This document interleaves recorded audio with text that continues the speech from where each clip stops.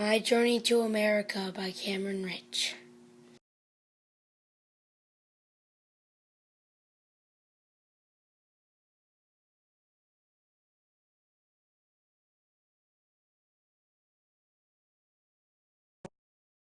Hello, my name is Milton Jackson, and I have a story.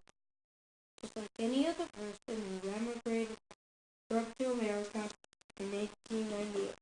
Life was always good in a family living in Lithuania, and I always longed for something better. Education is very important to my family. My parents want me to graduate with a degree in teaching, and my family knows that will be the area I go to college. It's a dream of mine. I came from an Orthodox Jewish family.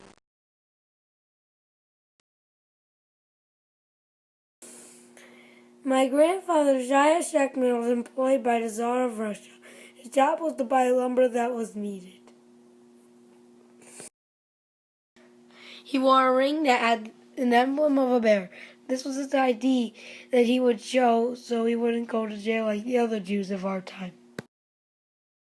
Jews were harassed for no reason other than being Jewish. When grandfather would leave for business, the soldiers would round up the family and put them in jail. Grandfather would need to show his ring when he would return and try to get as many family members out of jail. My grandfather fell in love with my grandmother, Fredia, many years ago, and it was love at first sight. I wonder if one day that will happen to me. Will I find a special girl and marry?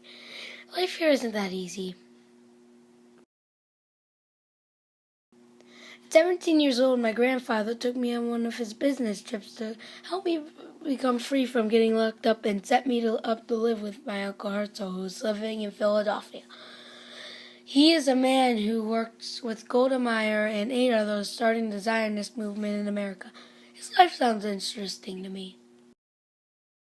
Coming to America has been a journey. First, my grandfather found a man who would take me and my cousin Joe to the boat from our small town. The longest part was by boat with Joe, and it was scary. Leaving my brother and parents is very hard. I have many fears, doubts, and superstitions. I ask myself, will this be better? Will my life turn around? This boat is very crowded and many sickly-looking people are coughing nearby. Others are feeling seasick and some people smell like they haven't showered in weeks. We woke up and saw the Statue of Liberty smiling down upon us. This looks hopeful. I am looking forward to freedom. We enter Ellis Island, a strange, unknown, suspicious-looking building that changed my life forever. We went through many painful tests, passing one after the other, but with doubt in my mind the whole way through, Joe and I finally made it to America.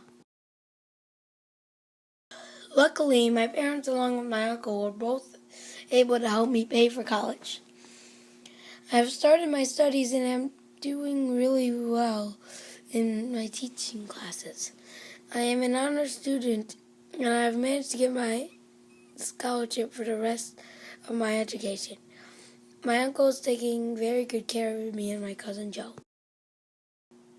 We are both in college together, and even though Joe is a few years older than me, he and I are in the same year of college.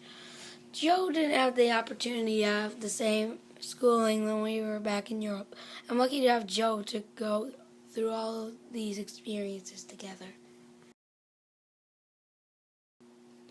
I've met a nice guy named Gil, only his friends allow him to call him that. His real name is Israel. People started calling him Izzy, and he didn't like that. He changed his first name to his middle name, which is Gilbert. He takes some of this shame from his real name from emigration from Russia to America. It's great to have a friend to have things in common with.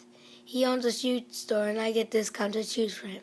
On the other hand, I teach him all the mathematics needs for owning a store. When I came here, I expected to meet a bunch of warm, welcoming people.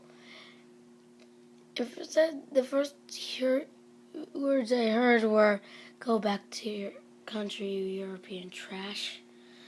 I guess some people don't understand what this process is like because they have been free for a lot longer than I have. The strangest thing is I expected the streets to be paved in gold and everything to be covered in gold because that was this thing. Instead of seeing the streets paved with gold, I saw our kind paving the streets. Izzy's friends came into town. One of the friends was a beautiful girl. Not only was she beautiful on the outside, but she showed much character, kindness, and compassion for others. I knew this was love at first sight. Her name was Irene. She was also from Russia, but she had been here a lot longer than I had. It was hard to go out, and the connection was immediate. We decided to get married and knew the jobs were scarce in Philadelphia. It is our plan to move to Chicago, where there are a lot of jobs for mathematics teachers in the high schools. Irene will be getting a job as a dressmaker until we put her through school. Irene and I got so lucky. We spent many years dating, eventually getting married, and having a beautiful name, Maggie, and a boy named Ben. Living in Chicago is mostly a dream. Soon we will bring our parents out here to have a free life too. Heirlooms. More heirlooms. Lithuania. I will always remember the vast amounts of trees there.